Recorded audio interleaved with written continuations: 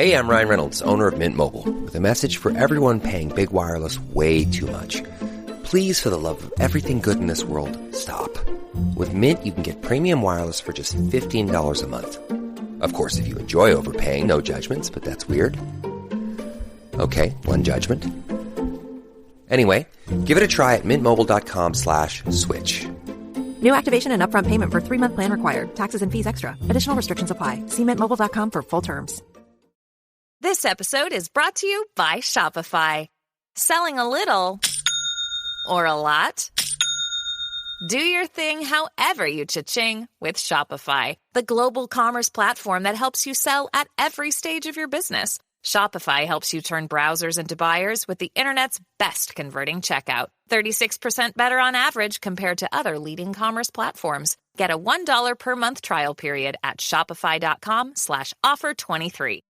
Yeah, and just like it is the sun's nature to shine, it is our nature to shine our state of being. Yeah. And if my state of being is that love or the peace behind it, then I become an influence automatically in that direction.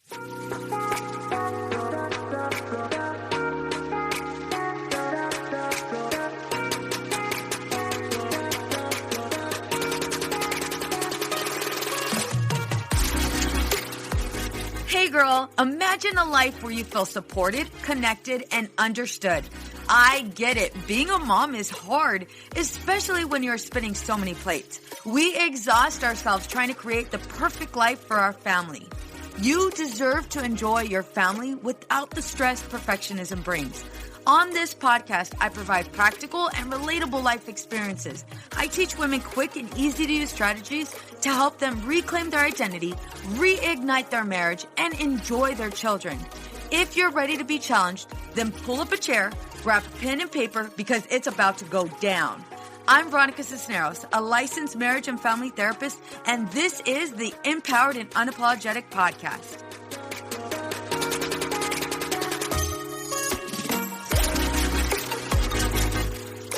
Hey ladies, welcome to Empowered and Unapologetic. I am your host, Veronica Cisneros.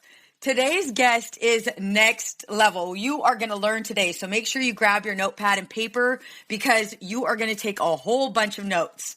He is the founder of Udo's Choice and author of the book Fat That Heals, Fats That Kill, which has sold over 250,000 copies. As an acclaimed author and speaker, Udo has an 8-step process that takes into consideration all of the elements of nature and human nature, including physical health, mental health, presence, and awareness. You can see why he is on here because he is covering all of it. Life energy, being in harmony with nature and humanity. Udo's background includes studies in biochemistry, genetics, biology, and nutrition, as well as a master's degree in counseling psychology. Welcome, welcome, welcome. Please welcome our guest, Udo Erasmus. Udo, thank you so much for coming on. Thank you for doing this. Absolutely. Okay, so as a fellow clinician, we're going to totally go there. I want to get an idea of, your health, wellness, mental health. You're covering all of it. So right away, the therapist inside of me wants to go into what happened. Like what was this? So what happened in your life? What happened as a reflection of this? What happened to you? Mm-hmm. We'll go there. Well, I was born in 1942 in Poland, which was in the middle of the Second World War. And I was not yet 3 when we were refugees fleeing in horse-drawn hay wagons, mothers with little children. The men were all at war, or in prisoner of war camps or wherever. Yeah.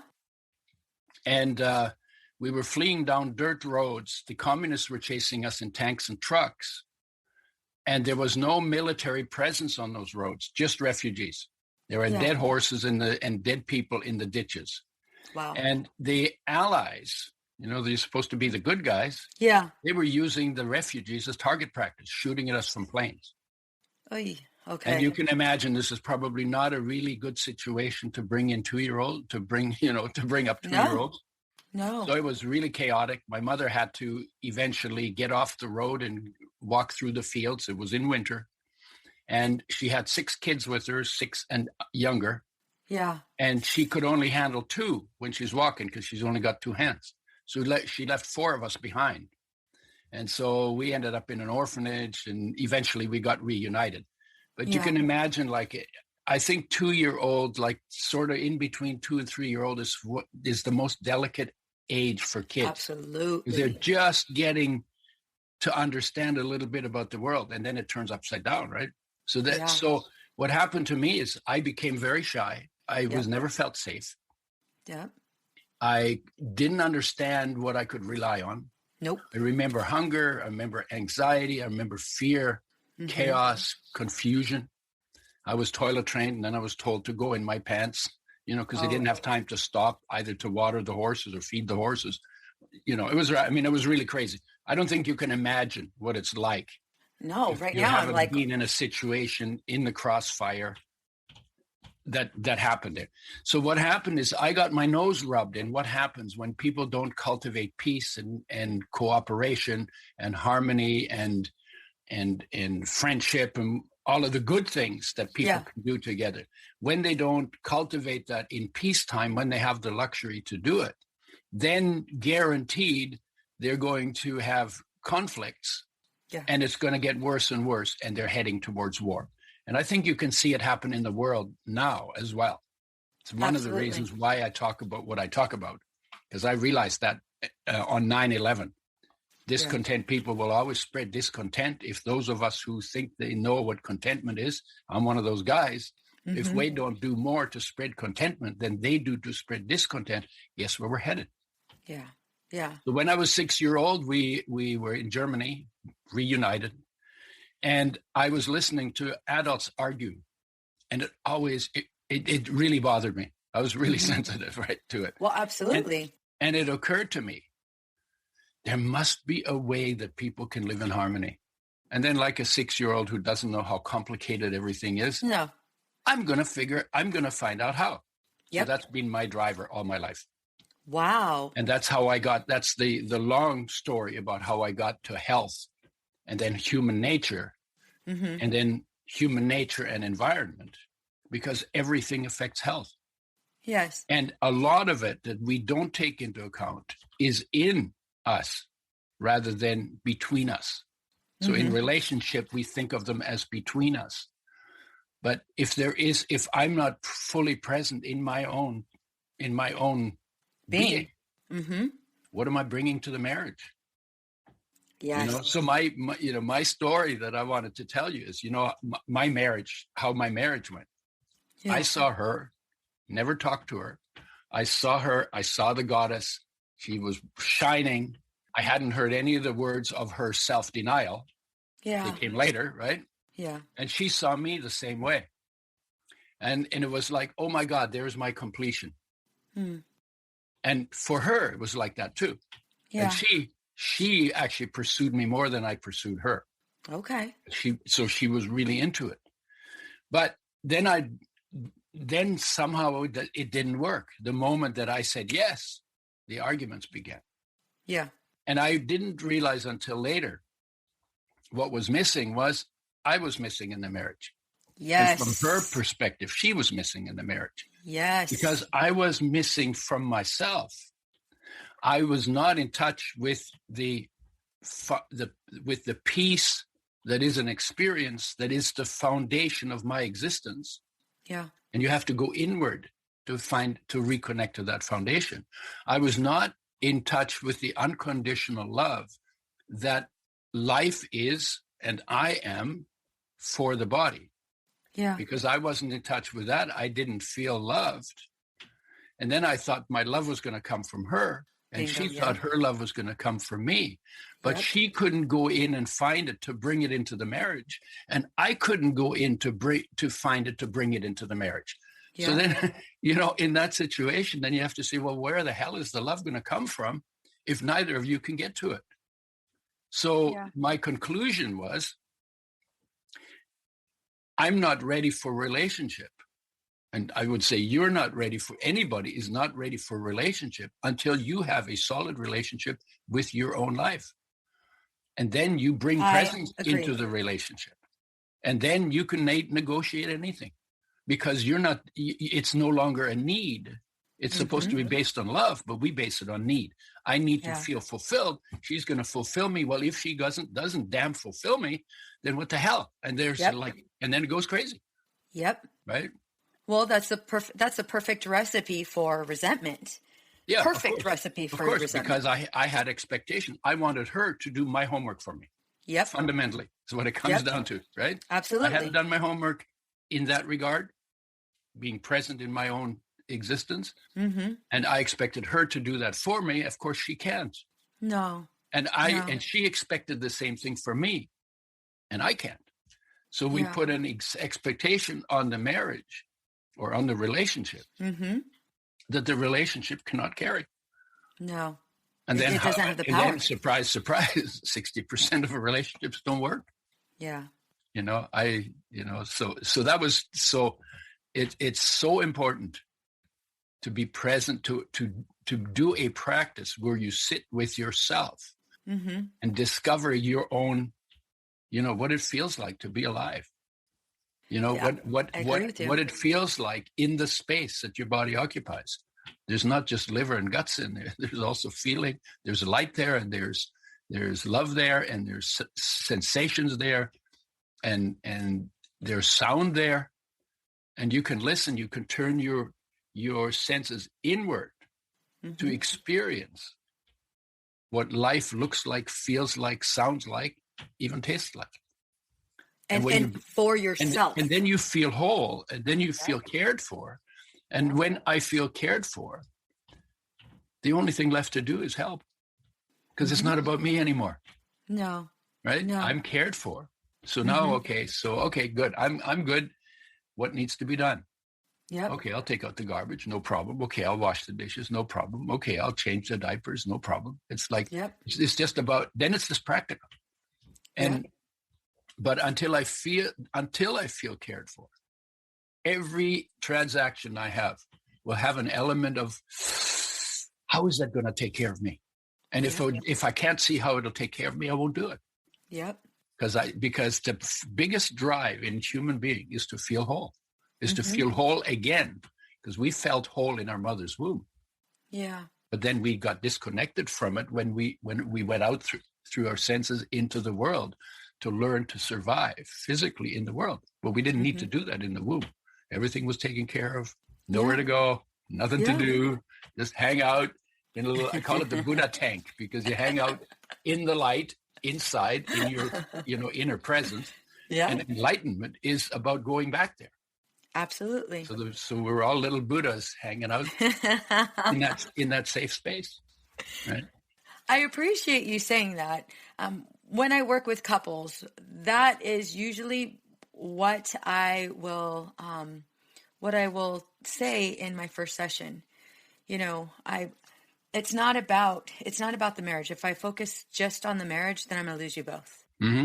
However, if I help you identify who you are outside of the roles you play, if I help you identify who you are as a person, not as a father, not as a mother, a brother, a sister, a wife, none of those things. If I'm able to help you identify who you are as a person, well, then that's when all of the healing happens and change happens, because you no longer have that expectation on each other, to meet each other's needs. Instead, you're able to enjoy one another and love one another because you feel supported, protected, and understood.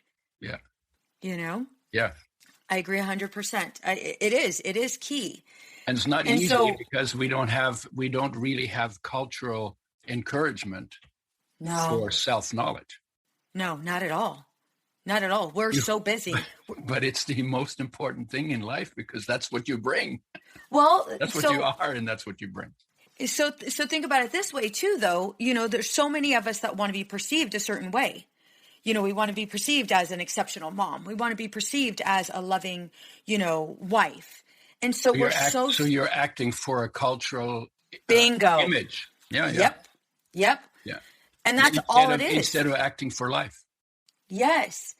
I'm glad you were able to make that transition. So you're 6 years old, you're in constant chaos. You're literally in war.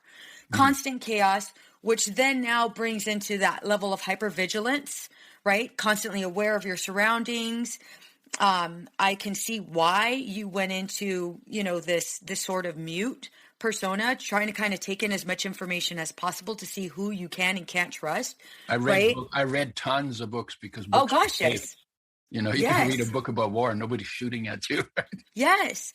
And so trust, right? So trust during that time is very difficult, extremely difficult, because even the person that you thought you can trust the most, your mom, has left you. Yeah. And when you can't find it outside, then one of the places where you can go to find it is inside, because something inside has taken perfect care of me 24/7 for now almost 79 years now. Yeah. Right? And has never misled me, never lied to me. And that's the nature of life. That's why foundation in awareness is so powerful. So you are literally the father of fats. Like, you are the father of sexy health, right? Yeah. How did that happen? And so what I'm starting to hear is, like, there was so many things going on, to you. It sounds like you made this transition of, okay, I can't control everything outside, but I could for damn sure as hell control what's going inside. Can you tell me more about that? That was part of it. And I do a practice. So the idea is, you take time every day, just like you go take time for the toilet, and just like you take time for breakfast, and just like you take time for sleeping, and you take time for doing your job. You take time every day, 5 minutes, 10 minutes, 30 minutes, an hour, 2 hours if you can. Take time to be as still as you can be, and sit in that stillness and see how deep you can go into that stillness. Mm-hmm. And see how long you can stay there, because the mind is very active, right? Yep. See how deep you can how long you can stay there. Breathe very lightly and slowly, and then be aware of what you see in that stillness, and what you hear in that stillness, and what you feel in that stillness. Yeah. And you will discover and it takes time. Yes. It takes time, because we're really good at going out. Yep. But we don't practice much going in. So it's kind of like learning to walk again. Mm-hmm. Right? But don't never quit. A kid doesn't say, walking's not for me. I just fell on my schnoz, right? Yeah. So I'm not going to walk. That's for you guys. I'm not going to do it. No, they crawl and they fall, and they crawl and they fall, and they get up on one leg, and they fall, and and they cry, and they get up, and they get up, and they get up. And eventually they're running around the block. Yeah. Right. How long does that take? Maybe a year, 2 years. Mm-hmm. Depends on their developmental speed. Yeah. And this is like that too. If you don't see peace everywhere in the world, it means peace in you is not looking. Oh, yes. And it means that you need to go deeper and let peace do the looking. Because if you're angry, you're going to see a different world, and you're going to act different into the world. You're going to create enemies, and you're going to fight enemies that you've created, right? If you're fearful, then you're going to see danger that you've created in perfect peace. Yep. And then you're going to hide from the danger and try to protect yourself from it. So your state of being comes to expression automatically. Mm-hmm. So what is the best place to go to bring a state of being to expression? And there's got to be perfect peace and unconditional love that exists in your nature, whether you look at them or not, whether you feel them or not, whether you believe it or not. They're just part of your biology. So what happened to me? So I was already doing that, and my marriage ended. Yes. The one I just told you about. And I was pretty upset and kind of wanted to kill something. Yeah. It was a long story, and I took a job as a pesticide sprayer. And so I sprayed pesticides very carelessly for 3 years, and I got poisoned by the pesticides. Yikes. It's like a predictable outcome. Yeah. carelessness plus stupidity equals bad deal. It's a formula. Right?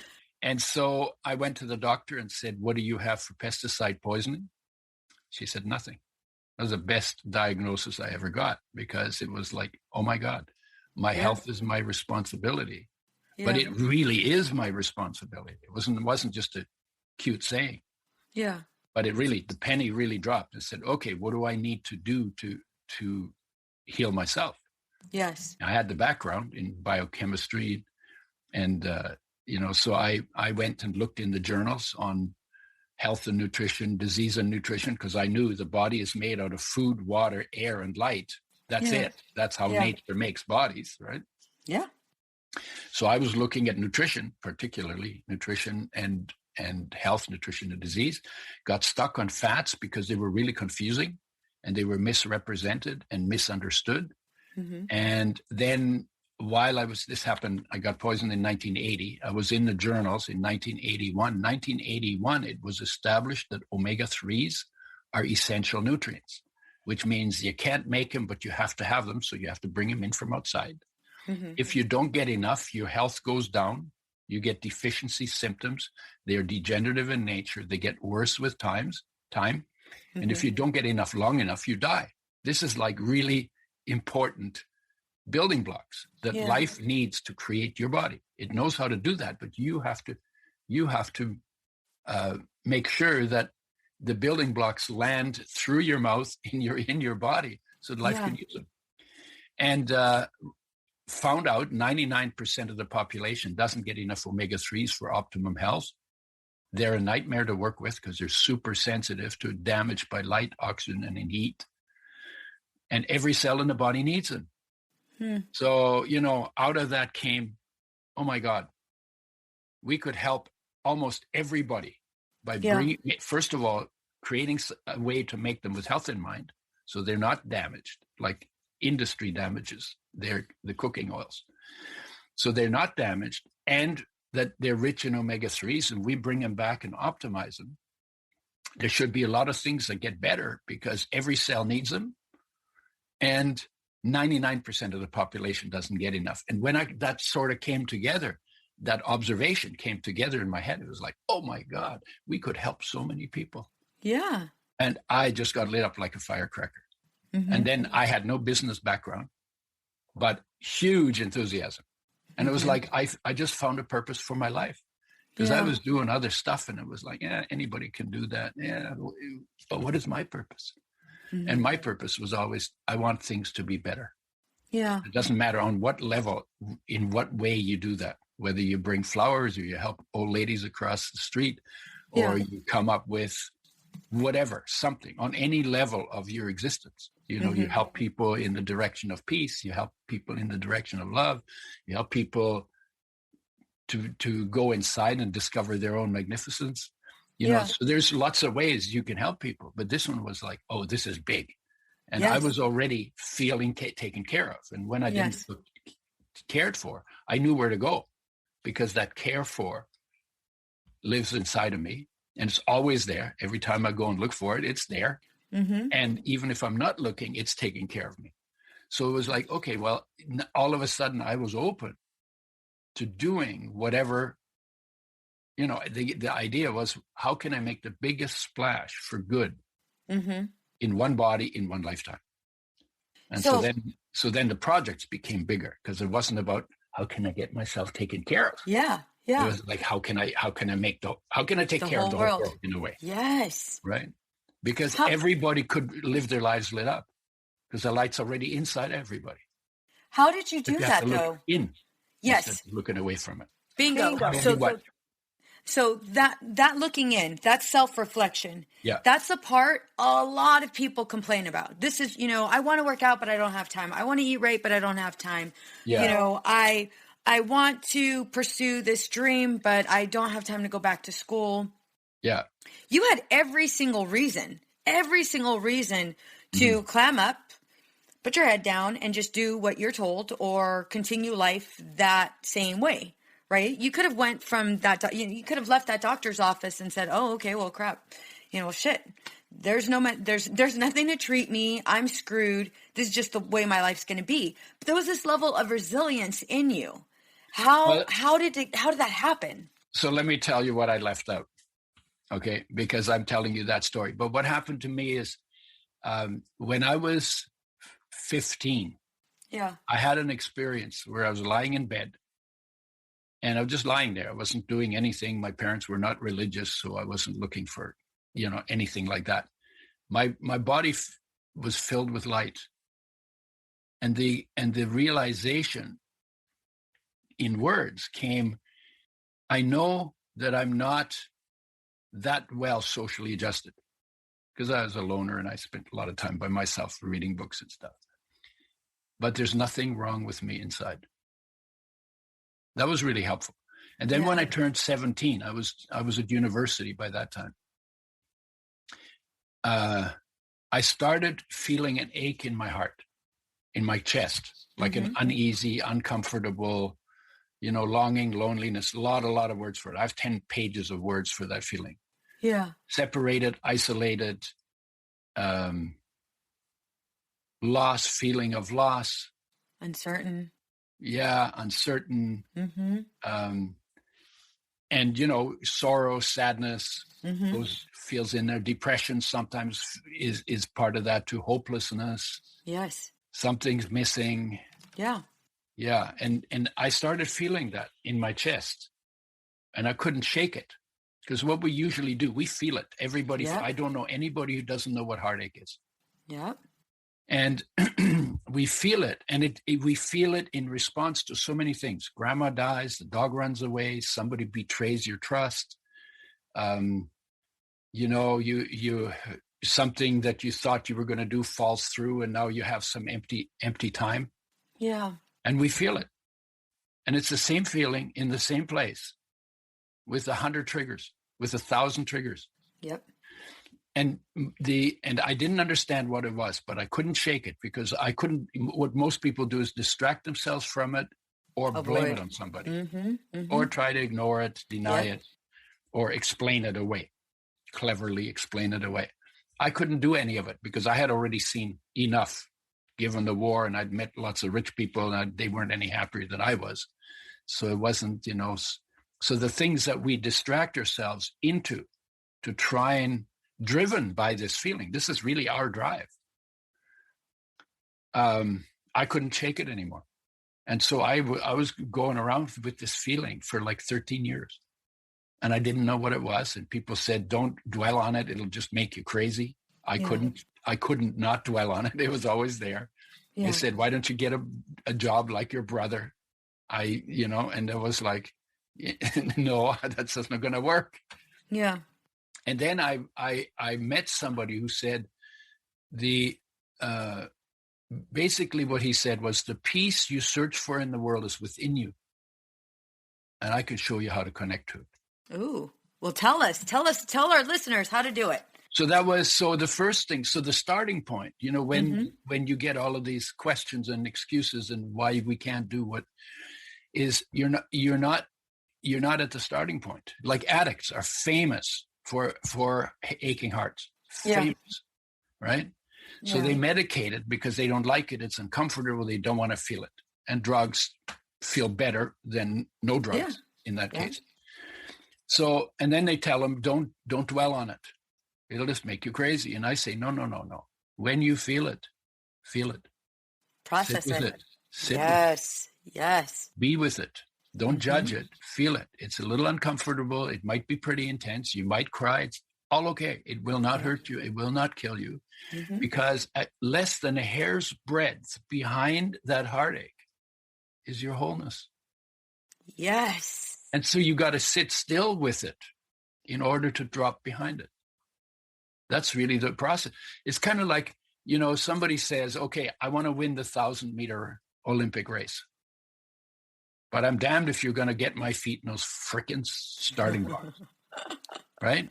Yeah. I'm going to win the race, but I'm not going to go to the starting point. Well, you can't do the race if you don't, you can't do a journey if you don't know where you are and acknowledge where you are and are clear about where you want to end up.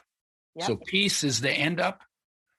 And heartache is the starting point. Yes. And heartache, because of that, and it's intense. And it will not let you go, not till you're 70, not 80, not 90, not till you die, unless you be with it. And every time something on the outside ends, you feel that feeling of loss. But the feeling of loss is actually the feeling of your loss of your connection to the core of your own existence, which happened after you were born, when your senses went out to get to know the world.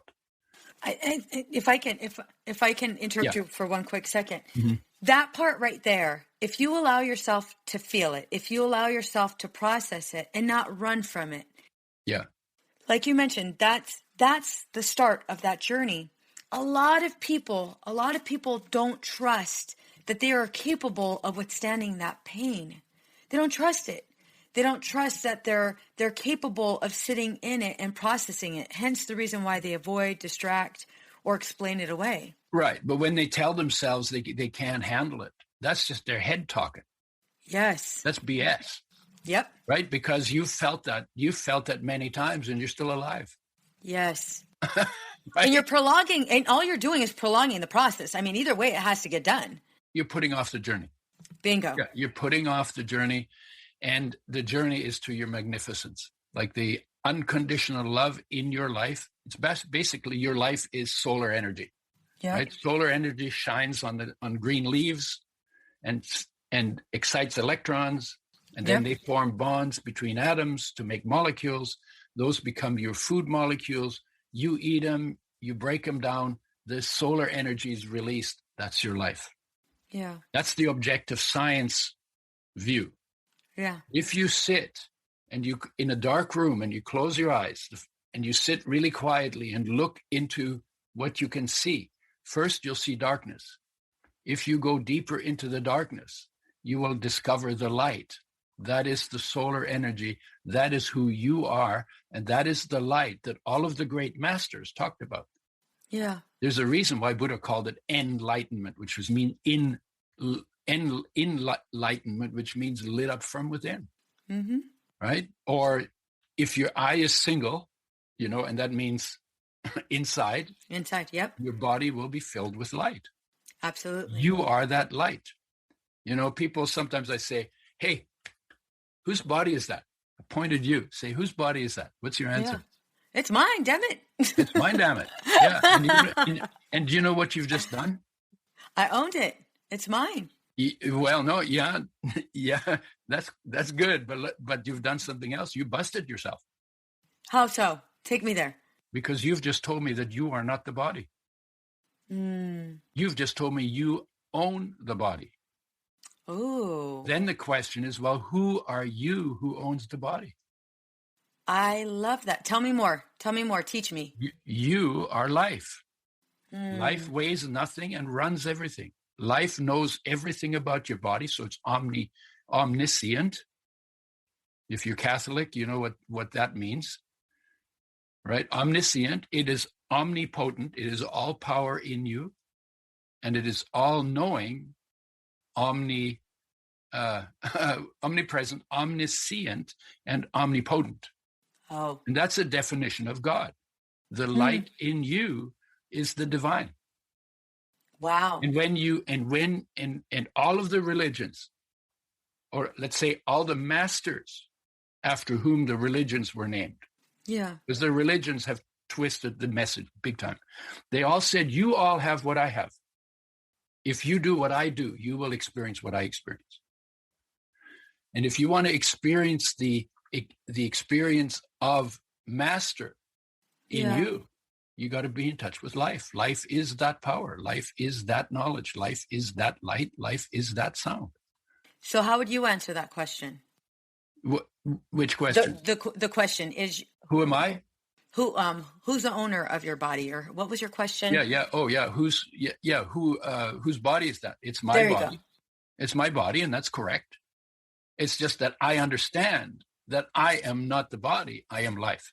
I am the owner of the body, weigh nothing, run everything, know everything about the body, and then what you do is, if you want to know who you are, then you have to take time to get closer into that energy. That's the exact answer. Udo, that's the exact answer I meant to say. Yeah. And in that energy is your wisdom, is your insight, is your intuition, is your purpose. Yes. Because that energy is unconditional love. Mm-hmm. When I get into that energy, I feel unconditionally loved. That's why I'm now free to do something and not immediately need something back. Yeah. I've just gotten out of the world of horse trades and gotten into the world of giving. Until I feel whole, I will always take in my giving. Yeah. And when I feel whole, I don't need to take in my giving, because giving is our nature from that place. Gosh, I wish that was taught to us. I wish that was taught to us before we got married. It's yeah, well, right. But it wasn't, so we can learn it now, right? Oh yeah. So so I and just like it is the sun's nature to shine, it is our nature to shine our state of being. Yeah. And if my state of being is that love or the peace behind it, then I become an influence automatically in that direction. Mm-hmm. State of being is so important. If my state of being is angry, I'll just wreck shit. Yep. Right? Yep. You can't but have that come to expression. So wherever, if my heart is aching, then that's what I bring into the world. Yeah. And you mentioned that in the beginning. You mentioned, that it kind of goes along the saying of hurt people hurt people. Yeah, that's exactly. So true. Yeah. I remember in the beginning of my marriage, I didn't know that. There was zero self-reflection. I wasn't taught it. To be honest, not even in grad school was I taught about self-reflection. I was taught how to do it with a client. I was taught about countertransference, and all of those other beautiful, lovely mental health terms. However, it wasn't until I was sitting across from my patients in group or even one-on-one, that's when the self-discovery really, truly happened. That's when it was like, wait a minute, I can identify with my client. Mm-hmm. I can understand. There was this level of empathy. Mm-hmm. And then with that, I would go home and I would process it. Wait a minute. I might not have been as severe as, where their current symptoms are at, might not have been diagnosed with the similar diagnoses. However, I felt that pain. Mm-hmm. I felt that anguish. Mm-hmm. And I remember, allowing myself to really put that guard down. And yes, okay, so what? I'm supposed to show up as the expert. But that's not working. I'm not connecting with my patients. I'm not connecting with my clients. So instead, let me show up as Veronica, a flawed human being that is willing to learn and grow. Yeah. And let me connect with that emotion that I used to run away from. Let me connect with that little girl inside of me. Let me connect with everything I ever feared. And let me lean in a little bit. Let me actually lean in and challenge those insecurities. Mm-hmm. And it was then that I realized, holy shit. Not only am I way more successful in my career, but it feels different. Like my whole state of being, it's, I'm not letting the small shit affect me. And the way I'm connecting with my husband, the way I'm connecting with my kids, it hurts. It's uncomfortable. However, it's so freaking worth it. Yeah. And behind, I got to a point where I realized I was pretty insecure. Yes. And I felt like rather than cover it up, I'd like to feel it. And then I got into feeling the insecurity, and I realized just behind the insecurity, I feel completely secure. Yeah. My life is not insecure. No. My head trip is insecure. Yes. Somebody told me something, or I told myself something. And say like, oh yeah, I always can't do this, and I'm not good at that. And yeah, you know what? Maybe you just haven't practiced. Yep. Right. And so, yeah, it becomes so easy. The other thing is that within every human being, no matter what their trip is, what their state is, what their problem is, what stuff they've got going in their head, the peace in them, the wholeness in them, the unconditional love in them is not affected by the problem. So it would be a good idea to say to somebody who's got problems, okay, give your problems the attention they need. Yep. Maybe Make you it more need tangible. to do something. Maybe you need to change something. Maybe there's work to do. But give equal time to the fact that there's nothing wrong with you, to the fact that you're magnificent, to the fact that you're unconditionally loved and unconditional love. Yeah. That your source is peace, just like the universe's source is peace. You're a mini universe in your being that is a reflection of the big universe. Yep. Right. And that everything that you do and everything you think actually takes place in a sphere of perfect contentment and perfect peace.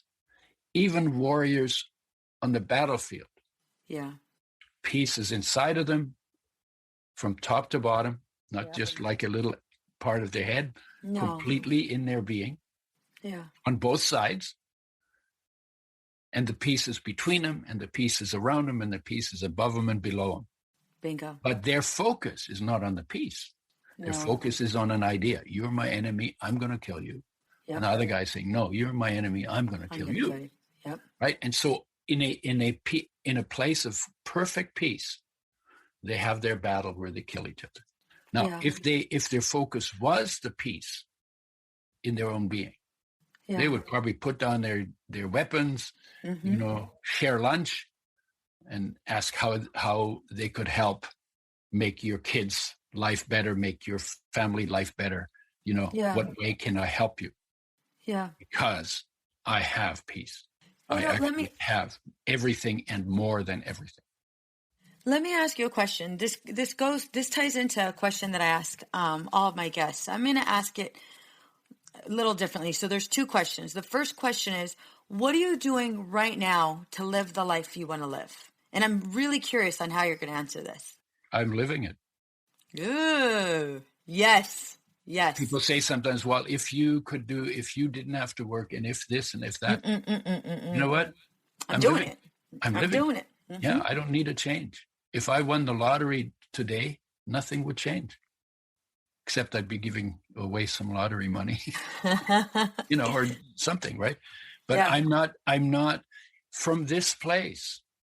There isn't, I got to have this and, I got to have that. Because all the things we chase on the outside always have the conscious, subconscious, or unconscious hope that when I succeed, when I accomplish what I've decided I want, then I will feel right again. I'll feel whole again.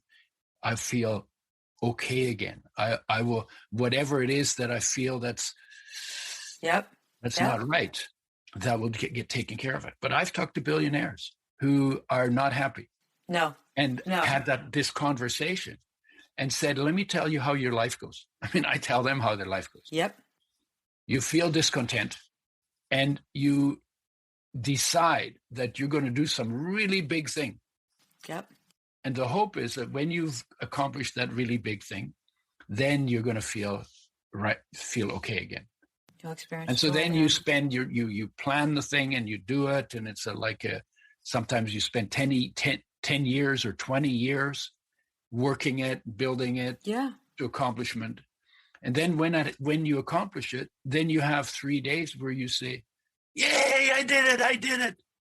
And on the fourth day, you're depressed. Yeah, the guy you're said looking to for me, the next thing. Well, I wouldn't call it depressed. I would call it let down. Okay, quibble with words, right? So feel let down. And then I said, and then you figure out, well, maybe I didn't think big enough or I didn't think in the right direction. So you either change direction or you say, well, if I build 5 airports, then I'll be happy because I only built 1. Yep. That's the guy had an airport named after him, right? And he was like the incredibly accomplished guy. Yep.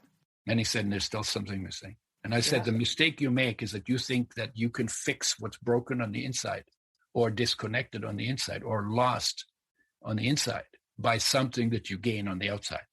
Yeah. But the truth is, the disconnect that happened on the inside, that is part of every human being's journey in getting to know the world. You know, they start from being present inside, absent outside.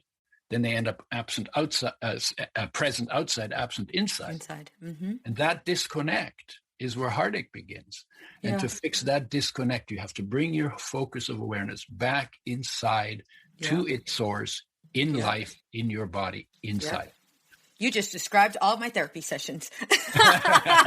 You described every single one when I'm with my clients, that's exactly where we go. The last question I have. What advice would you give to the mom who feels stressed with her kids and disconnected with her husband? Exactly the same.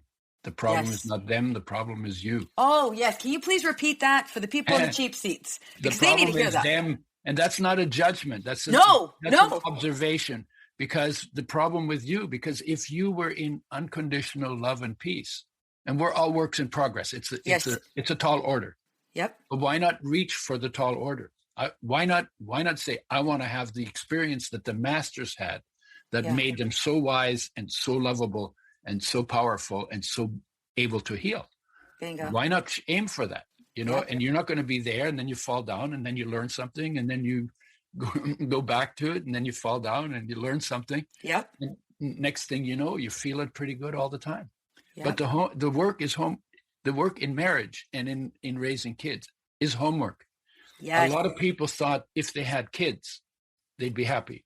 Or if they got married, they'd be happy. Nope. No, you get happy from being happy. And happiness is built into you, and you have to crawl inside for it. And then you get an unconditional happiness just because it's there. So you don't have to have an excuse to be happy. You're happy because you can.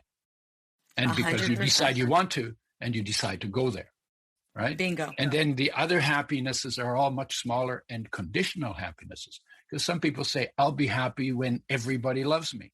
Mm-mm. Well, good luck on that one. Amen. Yep. Right? You're not going to be happy much. What if you say, I'm going to be happy no matter what? Mm-hmm. That's actually possible because that exists within you as a state of being. So you don't even have to talk yourself into reframing all of your mind chatter. Mm-hmm. You actually just have to walk from it to a deeper place, more in your chest, more in your body than in your mind. Udo, I can be on here all day. All day. You are amazing. Amazing. So where can the audience find you? Because I know these women are going to be all over. Yeah, UdoErasmus.com or the Udo, THEUDO.com. Okay. And we have some educational stuff and some courses there. And we're just building that. Okay. The second one is called udoschoice.com, UDOS choice.com. Mm-hmm. That's where I talk about all of the products that I've developed that we never talked about. We could do another one. I swear to you. Let's do another one. We could totally do another one. To do that. Yeah. But I think I like this particular conversation because it is the most important not had conversation on the planet. Yeah. I agree with you. 8 billion people have this conversation, it will change the planet. And we will begin to do what we're not doing in environment and politics and relationships and health. Yeah. Because it's our foundation that we need to get connected to again. Yeah. Well, you put two therapists in the room, and this is what you get, right? Yeah. You get full danger. No, and then I have a YouTube channel, and I'm on Facebook, and I'm on Instagram. I'm not hard to find. I'm around quite a bit. All right, we will definitely include all of that in the show notes. Thank you so much for being on here with us. All right, thank you. I thank you for being so. Well, first of all, you're an amplifier for a message, so I totally appreciate that. But also, in order for 8 billion people to live lit up from within, 8 billion people need to hear it. Yeah. The fact that you're open to it and we can have this conversation is awesome. Thank you. You are awesome. And you're not your body.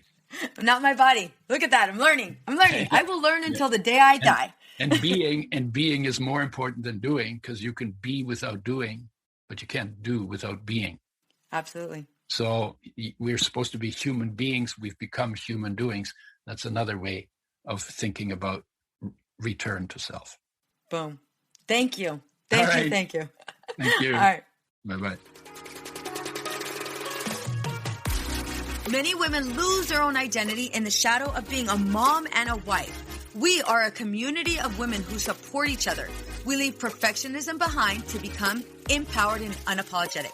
I want to personally invite you to join our Girl Gang. It's a free Facebook community for women just like you. Go to www.facebook.com/groups/empowered and unapologetic. See you there. What's up, ladies? Just want to let you guys know that your ratings and reviews for this podcast are greatly appreciated. If you love this podcast, please go to iTunes right now, write a review, rate the episode, and subscribe. Don't forget to share it with your friends. Empowered and Unapologetic is part of the Practice of the Practice podcast network, a family of podcasts that change the world. To hear other podcasts like the Bomb Mom Podcast, Beta Male Revolution, or Imperfect Thriving, go to practiceofthepractice.com/network. This podcast is designed to provide accurate and authoritative information in regards to the subject matter covered. This is given with the understanding that neither the host, Practice of the Practice, or the guests are providing legal, mental health, or other professional information. If you need a professional, you should find one.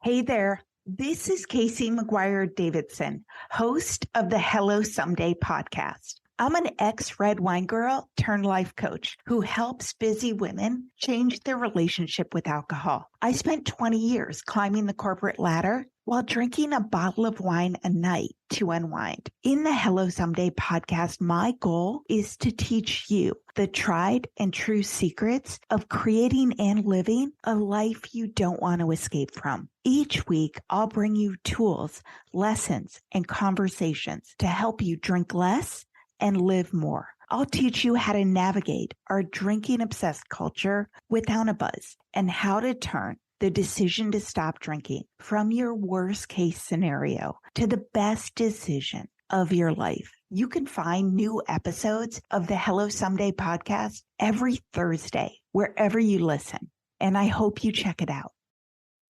I know we've been taught that motherhood requires alcohol. I know we've been taught not to question our relationship with alcohol until we've lost everything. And I know we've been taught that if we do dare to examine our relationship with alcohol, we need to head straight to AA and declare ourselves an alcoholic who is powerless to alcohol forever. But what if all that isn't true? That's definitely not my story. I'm Suzanne, the host of the Sober Mom Life podcast. I'm an influencer who stopped drinking in January 2020, and since then, I've been telling the truth about motherhood, influencing, alcohol, and sobriety. If you suspect deep down that glass or 3 of wine at night might just be making motherhood harder, well, you're right. Come and join me as I chat with other sober and sober-curious moms. Let's laugh, cry, and normalize sobriety together, all while we reheat our coffee for the 4th time today. It's easy to blame ourselves for our struggles with alcohol. We see people around us being able to control their drinking without any consequences, yet no matter what we try, we can't seem to figure it out for ourselves. My name is Jillian Teets, and I am the host of the Sober Powered podcast, where I use my biochemistry background to explain the latest research in addiction and help you understand both why you drink the way you do and how to develop the skills and mindset you need to find freedom from alcohol. I discuss topics like why we think about our drinking 24/7, why we have no off switch, and why we crave alcohol. If you're struggling with your drinking or you know someone who is, then I hope that you will check out the Sober Powered podcast. New episodes every Friday. See you there. I know we've been taught that motherhood requires alcohol. I know we've been taught not to question our relationship with alcohol until we've lost everything. And I know we've been taught that if we do dare to examine our relationship with alcohol, we need to head straight to AA and declare ourselves an alcoholic who is powerless to alcohol forever. But what if all that isn't true? That's definitely not my story. I'm Suzanne, the host of the Sober Mom Life podcast. I'm an influencer who stopped drinking in January 2020, and since then, I've been telling the truth about motherhood, influencing, alcohol, and sobriety. If you suspect deep down that glass or 3 of wine at night might just be making motherhood harder, well, you're right. Come and join me as I chat with other sober and sober-curious moms. Let's laugh, cry, and normalize sobriety together, all while we reheat our coffee for the 4th time today.